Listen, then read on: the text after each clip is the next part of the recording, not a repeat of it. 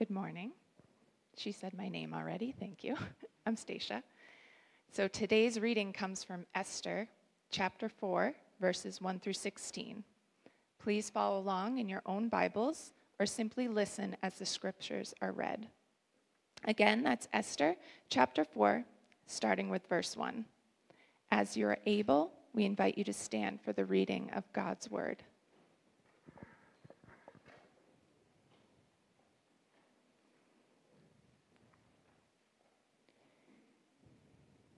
Hear the word of the Lord. When Mordecai learned about all that had been done, he tore his clothes, put on burlap and ashes, and went out into the city, crying with a loud and bitter wail. He went as far as the gate of the palace, for no one was allowed to enter the palace gate while wearing clothes of mourning. And as news of the king's decree reached all the provinces, there was great mourning among the Jews. They fasted, wept, and wailed, and many people lay in burlap and ashes. When Queen Esther's maids and eunuchs came and told her about Mordecai, she was deeply distressed. She sent clothing to him to replace the burlap, but he refused it. Then Esther sent for Hatach, one of the king's eunuchs who had been appointed as her attendant. She ordered him to go to Mordecai and find out what was troubling him and why he was mourning. So Hatach went out to Mordecai in the square in front of the palace gate. Mordecai told him the whole story, including the exact amount of money Haman had promised to pay into the royal treasury for the destruction of the Jews. Mordecai gave Hatach a copy of the decree issued in Susa that called for the death of all Jews. He asked Hatach to show it to Esther and explain the situation to her. He also asked Hatach to direct her to go to the king to beg for mercy and plead for her people. So Hatach returned to Esther with Mordecai's message. Then Esther told Hatach to go back and relay this message to Mordecai. All the king's officials and even the people in the provinces know that anyone who appears before the king in his inner court without being invited is doomed to die, unless the king holds out his gold scepter. And the king has not called for me to come to him for 30 days. So Hatach gave Esther's message to Mordecai. Mordecai sent this reply to Esther. Don't think for a moment that because you're in the palace, you will escape when all other Jews are killed. If you keep quiet at a time like this, deliverance and relief for the Jews will arise from some other place. But you and your relatives will die. Who knows if perhaps you were made queen for just such a time as this? Then Esther sent this reply to Mordecai. Go and gather together all the Jews of Susa and fast for me. Do not eat or drink for 3 days, night or day. My maids and I will do the same. And then, though it is against the law, I will go in to see the king. If I must die, I must die. So Mordecai went away and did everything as Esther had ordered him. This is the word of the Lord.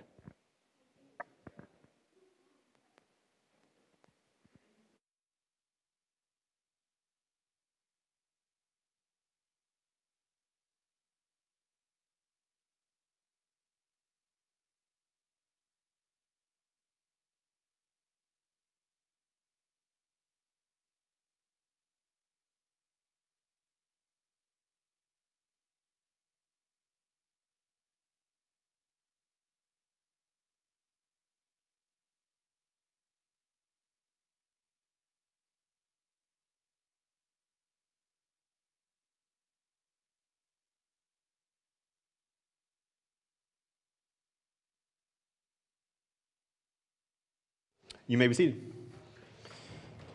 Good morning. It's great to see you guys all here this morning. My name is Matt. I'm one of the pastors here at Haverhill Commons Church. It's an honor and a privilege to be worshiping with you, as Matthew said, with every aspect of our worship service, not just the songs. So Rewind the clock 5 years. 5 years ago, when we first started this church plant, we really wanted to keep an open mind about what Haverhill Commons at the time, High Rock Haverhill, would look like. We knew that many church plants had evening services. They started with evening services rather than Sunday morning services. So we thought we would give Saturday night a try. So our second ever service was an evening service. So picture all the kids that you normally see here on Sunday mornings like 5 years younger than they currently are. I knew that it was going to be kind of an intense night, so I shortened the sermon on purpose. We sang a kid-friendly song that had motions with it, and we had our service. And from the start, things were pretty rough. We were in a new church space, first of all, with some really fancy lights. You can see like a fancy lights up there. Everyone was doing something new for the first time because we had never done this before in an evening.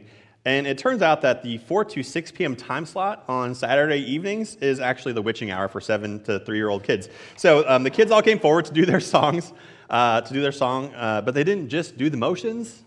They actually just danced to the beat of their own individual drummers. They were twirling in the aisles. Some were laying down on the stage. These kids were just living the dream. Like best church service ever, if you ask them.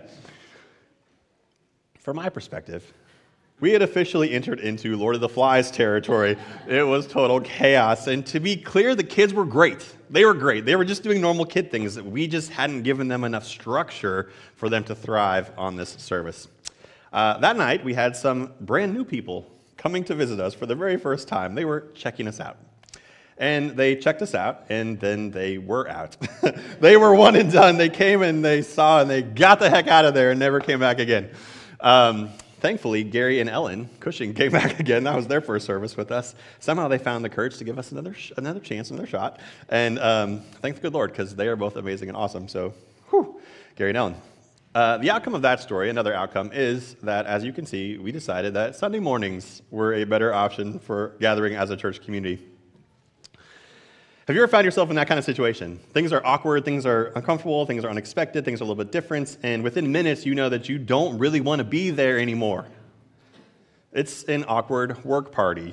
It's just about every middle school dance you've ever been to. It's a comedy show that requires audience participation. It's a birthday party with a clown, I think. And you're counting down the seconds until you don't have to be there anymore. When you can close your car door and rest in the assurance that you never have to do that again. We steer clear of what makes us uncomfortable, and sometimes we need to heed that instinct, right? Last week we talked about Queen Vashti in Esther 1, her refusal to participate in her own objectification. That was the right and courageous thing to do. She needed to get out of there. But other times, our discomfort is not so much about our own safety, but it's actually a discomfort because we are aware of someone else's lack of safety. We're aware of someone else's grief and pain, and we don't necessarily want to engage. That's the situation unfolding in Esther chapter 4. I want to quickly get the lay of the land. We're skipping from chapter 1 to chapter 4, so a lot of things have happened. Last week we met 2 characters, King Xerxes and Queen Vashti, and this week we're going to meet 3 new characters that I want to talk about. After Queen Vashti was banished, you remember she was banished from the kingdom, the king's advisors abducted thousands of women and paraded them before the king so that he could choose from among them a new wife. It was kind of like a combination between a beauty pageant and The Bachelor, except the women didn't have a choice, and the only thing the king cared about was their physical beauty and sexual prowess. Sorry if you guys love The Bachelor, I just knocked it. I always do that. It's an inside Katie joke between me and her, so that's what happened. And as it just so happened, there was a man living in the king's court named Mordecai, and he is a Jew.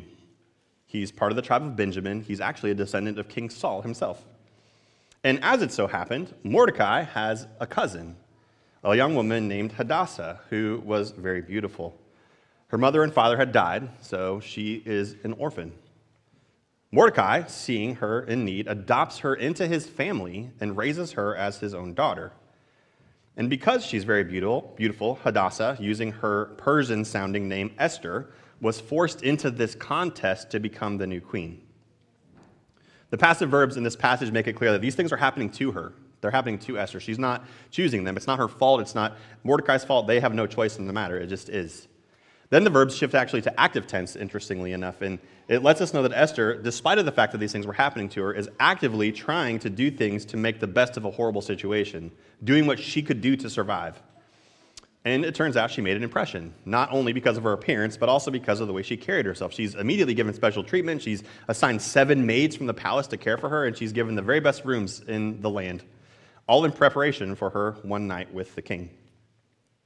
And this whole time, Esther is following a strict rule that her uncle or her cousin Mordecai gave her. He told her, no matter what, Esther, hide the fact that you're Jewish. No matter what, don't tell anyone that you're Jewish. I want you to think for a second about the effort that would have taken. She's already lost her parents. She's already an orphan. And on top of that, to survive, she needs to become a brand new person. She needs to pass as Persian, in the palace, no less. She has to speak the language without any hint of an accent.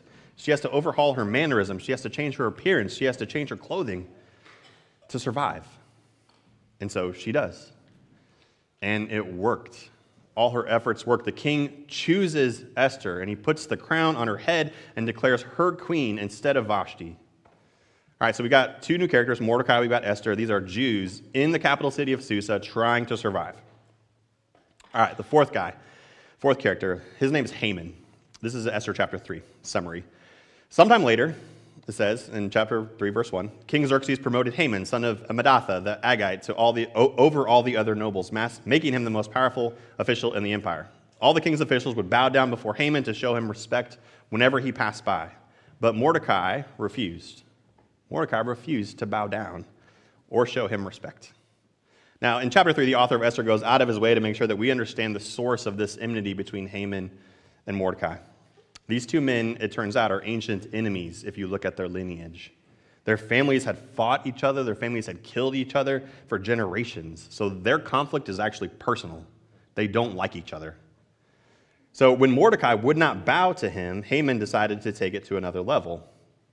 This is verse 6, chapter 3. He said, it was not enough to lay hands on Mordecai alone. That's not enough. Instead, he looked for a way to destroy all the Jews throughout the entire empire. So he goes to the king and tells the king, a certain group of people living among you is scattered throughout the provinces. They keep to themselves. They refuse to obey your laws. It's not in the king's interest to let them live.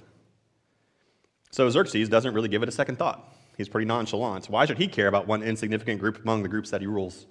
So he agrees to Haman's demands, and he sends a decree throughout all the land so that on the appointed day, which is about a year from now, on the appointed day, all the people in all the land would be ready to do their duty and to pick up weapons and to kill the Jews living among them. The Jewish people had suffered before, but for the first time, and unfortunately not the last time, they are facing annihilation. All Jews, young and old, men and women, children, were doomed. What hope did they have against Haman's hatred? What hope did they have against Xerxes' power? What hope did they have when there was a public out there ordered to carry out death sentences in the streets? Well, they had Mordecai. When Mordecai, we're in Esther 4 now, learned what had been done, he tore his clothes, he put on burlap and ashes, and went out into the city, crying with a loud and a bitter wail. Now, I've never torn my clothes like this. I've never worn scratchy burlap. I've never covered my face with ashes. So I haven't done what Mordecai is doing here in this passage. It doesn't seem very comfortable to me to do.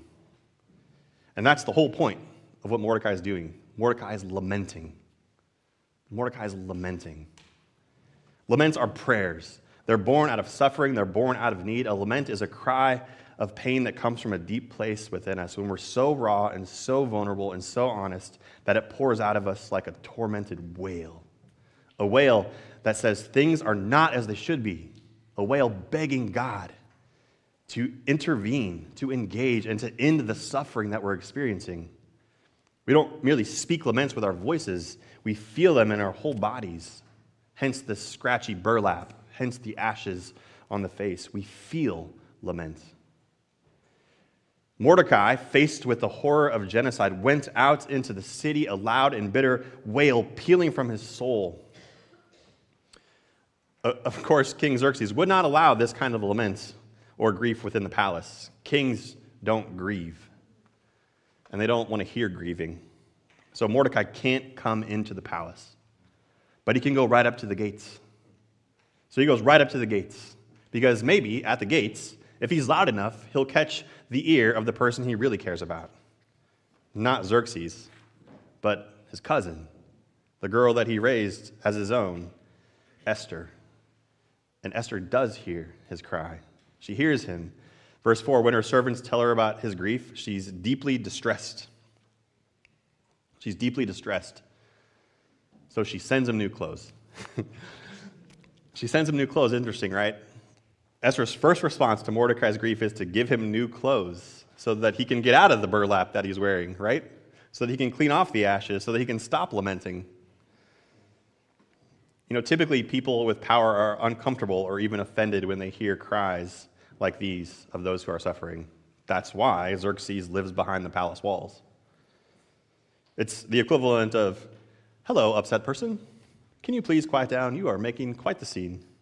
Please come back when you're ready to talk in a more civilized manner. I'm sure I can check my calendar and squeeze you in at some future date. You see, one of the privileges of having power is being able to choose whether or not to engage in the suffering of another. If you have power, you can choose to look the other way. Whereas those who are suffering can't look away because they're experiencing the suffering. Soong-Chan Rah argues that, for the most part, this is what the American church has historically done, turned away from lament. If you look historically and you look with a wide-angle lens, a lot of churches have a lot and are full of people who have a lot. And if you have a lot, you don't tend to lament very much. You tend to celebrate. Why change things when things are going so well for you? Case in point, Rod did a survey of all the major liturgical traditions in America: Lutheran, Episcopal, Catholic, United Methodist. And that survey revealed that although the Psalms of Lament make up over 40% of the Psalms in our Bible, over 40% of the Psalms in our Bible are laments.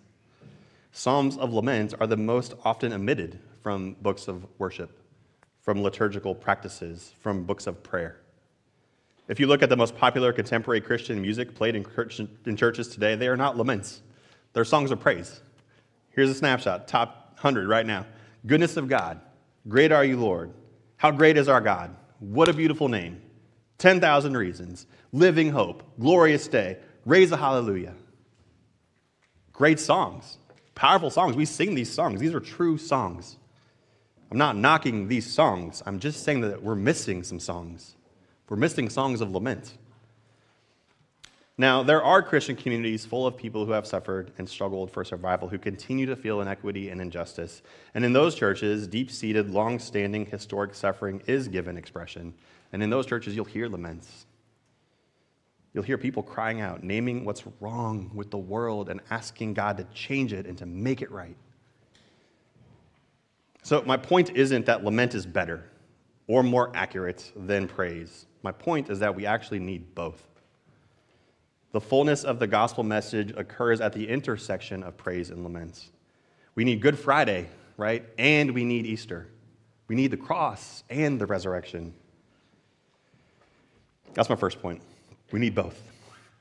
My second point is that if all we ever do is celebrate and praise, then we actually lose the ability to sing lament, and we lose the ability to hear lament.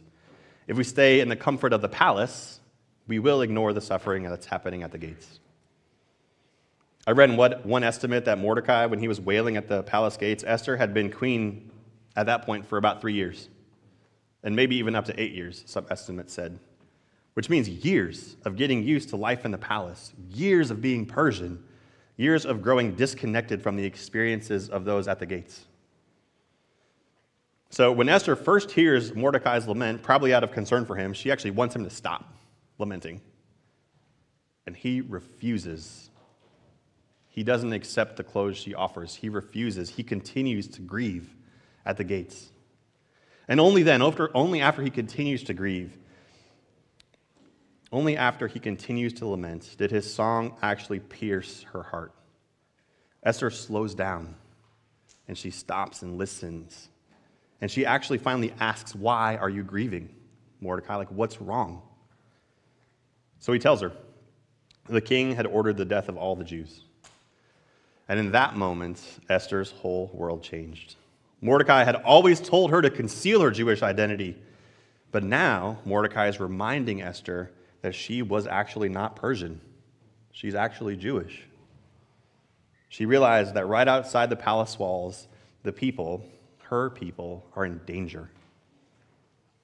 And Mordecai says, now is the time to take off the mask, Esther. Now is the time. Go to the king and beg for mercy and plead for your people, verse 8. Esther protests, everyone knows that if you appear before the king without first being summoned, you'll be killed. Plus, the king hasn't even asked for me in 30 days. What influence could she possibly have? And Mordecai's response is brutally honest, right? Don't think for a moment that you'll escape when all the others are killed. Her privileged status won't save her. Like it or not, she's involved. Like it or not, she's involved. And actually, she's uniquely positioned to intervene. Verse 14, who knows if perhaps you were made queen for just such a time as this? We're 2 sermons into the book of Esther, and I haven't even brought up one of its most interesting features, which is that God is never mentioned in the entire book of Esther. God doesn't ever say anything. God doesn't ever do anything in Esther. Instead, we have moments like this one. Mordecai pleading with Esther, you're the right person at the right place at the right time. These aren't random events. Her being queen, her being Jewish, isn't a coincidence. The queen of Persia is Jewish, not a coincidence. She alone is in position to put her life on the line to save her people, and that's exactly what she does. And King Xerxes reverses his order. Miraculously, he reverses his order, something kings don't do. Kings don't revoke irrevocable orders, but he does. And Jews to this day still celebrate this moment. They celebrate Esther's bravery with a celebration called Purim.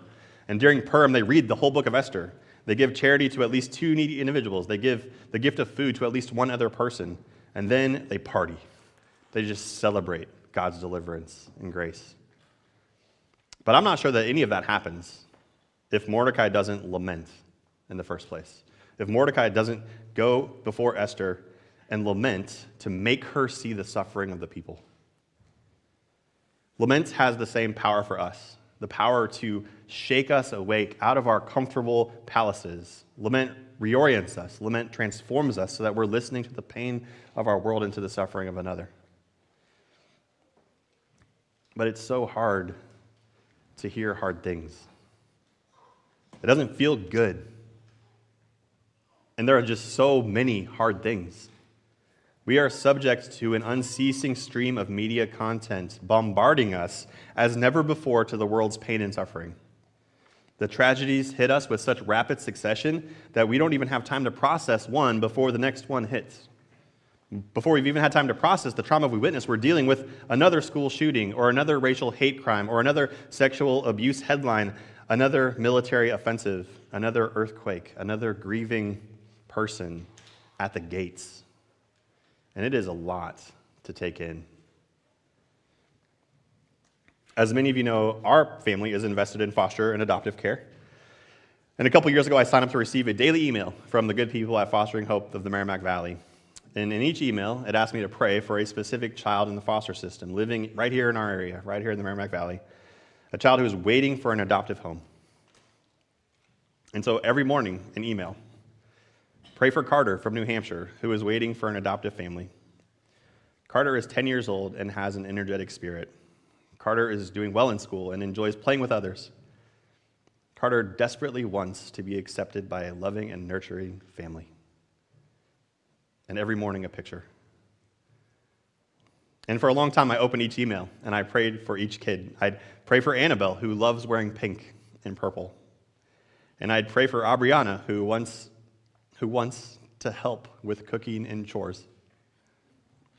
And I'd pray for Bobby, a happy, playful 3-year-old who enjoys reading stories with others.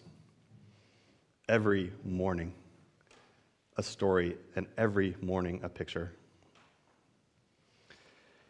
And eventually, I stopped opening the emails. And I'm ashamed to admit that, but I stopped opening them because it was too much for me. It was too many kids and too much brokenness, and I didn't want to see those faces, and I didn't want to know the names, and I didn't want to read the stories. It was too much, and I looked the other way. I got the emails every morning, but I didn't open them. As Christy reminded me this week, compassion fatigue is a real thing. Compassion fatigue is a real thing. It's not that we don't care. It's not that we don't care, because we do. We care. We just can't carry the pain of the whole world. It's too much. It's too heavy. We're not strong enough. There is only one who is strong enough. Only one who is able to carry the weight of all of our pain and all of our sin and all of our brokenness. And he carried it all the way to the cross. And on that cross, he cried out, "It is finished." And thank God. Thank God. Because we cannot heal the whole world. We cannot heal the whole world. We cannot save the whole world. We cannot restore the whole world. Jesus has done that. And he is doing that, and he will do that until it's done. And in the meantime, we are invited to help. We are invited to help, if not at the global level, at least at the neighborhood level, which is what our focus has been this whole series. So just this week, I felt really convicted, and I decided to open those emails again and to listen to the laments in my own neighborhood. Even if I cannot take another child into our home right now, and I cannot take another child into our home right now. Even if I can't fix all that's broken, and I can't fix all that's broken, I can open those emails, and I can see those kids who are waiting for homes, and I can pray for those kids by their names, and I can do that. I can do that. Listening to lament is not fun or easy, but we're called to. So this morning, I actually wonder if we can each allow ourselves to hear just one lament. If we can each allow ourselves to hear just one lament. Esther heard one person, and Mordecai's cry reoriented her to the people who were hurting right outside her palace walls. And lament motivated her to do something about it. If we focus our attention on one voice, maybe we can stay engaged with that one voice and that one person without getting exhausted. Maybe we can slow down and listen to that one voice and let all the tears come out, because lament takes time. And let the lament run its course. Let the lament flow until it can't flow anymore. Till we feel what the other person feels. And start asking ourselves, why is this suffering happening?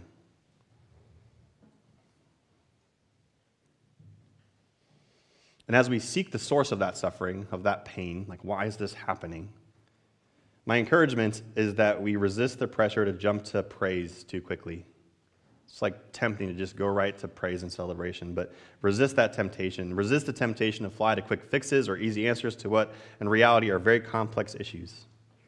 And once we've taken the time, once we've looked for the cause of suffering, once we've allowed ourselves to feel the pain ourselves, I think then, only then, can we offer something else. We can offer to potentially do something about the suffering the way that Esther did, the way that Jesus did. We can potentially intervene and do something to alleviate that pain in front of us. But if we're going to do that, we've got to first listen to the lament. And that's what I want to sit with this morning, the listening to the lament part.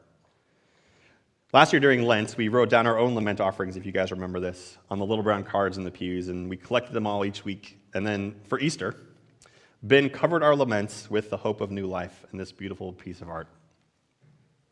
All of our laments covered with this new life. Not to silence the grief, not to pretend it's not there, but to remind us that God has heard us and God has intervened for us.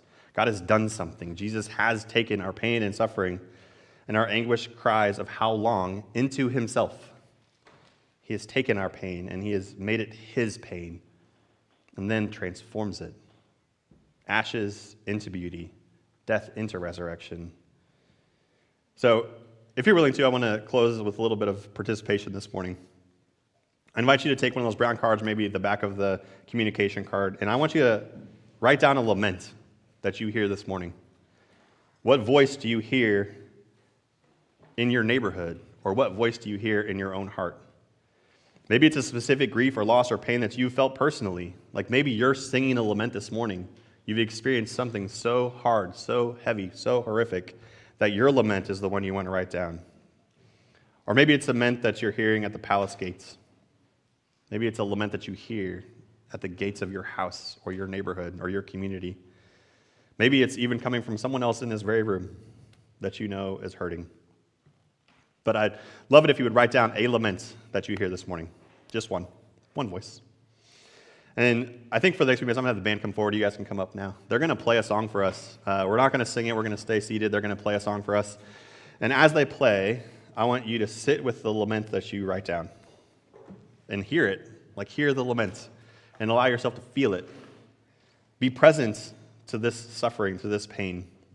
And when you leave today, I invite you to take that card with you. We're not going to collect them. I want you to take it with you in the hopes that it will change you, and in the hopes that it might even change the way you live and what you do. Does that make sense? Cool? Okay. That's what we're going to do. I'll pray for us, and then we'll spend this moment.